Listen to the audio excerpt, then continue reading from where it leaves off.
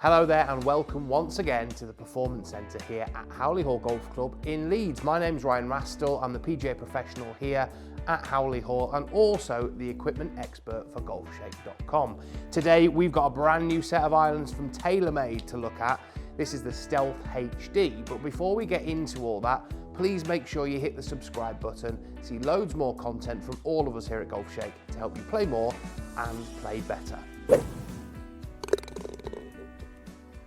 So the Stealth HD iron has been brought into the iron range for TaylorMade to almost give an option for the game improver or high handicapper or even beginner golfer to get into the Stealth family. So this would be your kind of entry level to Stealth, then moving on to the Stealth iron, and then into some of the P series irons which have just released. These are a long way away from a P7MB and very, very different in the way that they look, but they aren't aimed at the same type of golfer. So let's talk a little bit about the tech in here. So we can see that there's a very, very large sole on these irons, okay? Really nice and wide.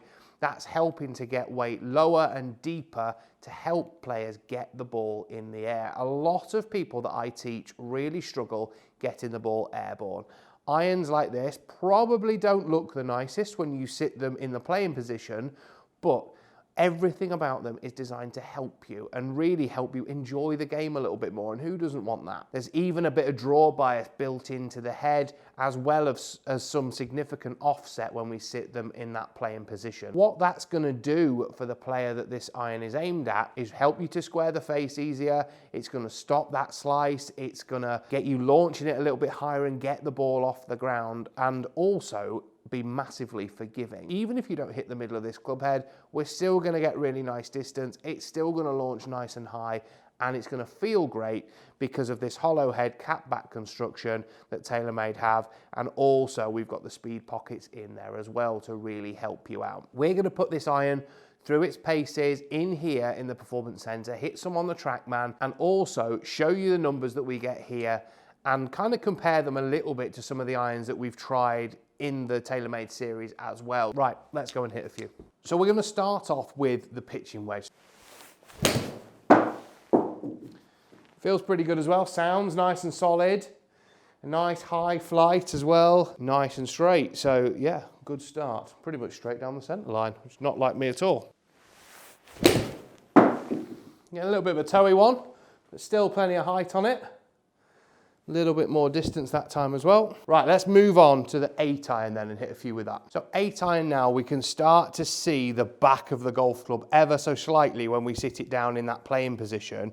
You can just see the very back edge of the golf club there. Some of you will absolutely hate the look of that, but some of you will absolutely love it, and it will fill you with confidence that there's plenty of weight down there. It's going to help you to get that ball in the air. Sounded pretty good, felt nice and solid actually as well, so nice high flight. So hit that one a little bit heavy, hit the ground a bit before the ball, but because of the width of that sole, it's really helped to get the club head through, and to be honest, I've hit it exactly the same distance as the good strike I hit before, so the forgiveness is definitely there too. And a bit better strike there, a little bit more out the middle.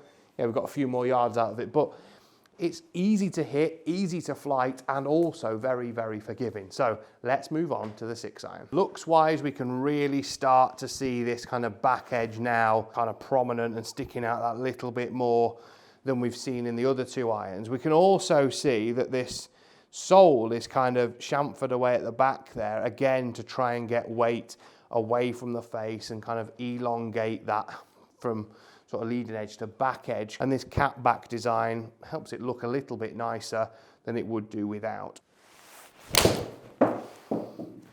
So that one there, quite thin, bottom of the golf club. Look at where it's gone. So I've hit it nearly 200 yards there.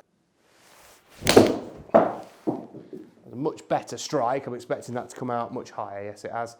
But still, it's gone 192. So yeah, that thin strike, I've got a few more yards of run on it, but you know, a good one has landed and stopped fairly quickly, but the height is really, really impressive. Feel quite nice, much more solid than I was expecting them to feel. I thought they'd feel a bit kind of tinny and hollow, but they don't. Flight, really high, so it'd be good when we get to look at the numbers to see just how high they're going. Let's take a little bit of a look then at what we saw on the TrackMan. So let's start off with pitching wedge. So I can see that distance-wise, we're looking about 130 yards, which is pretty similar to what I would hit my own.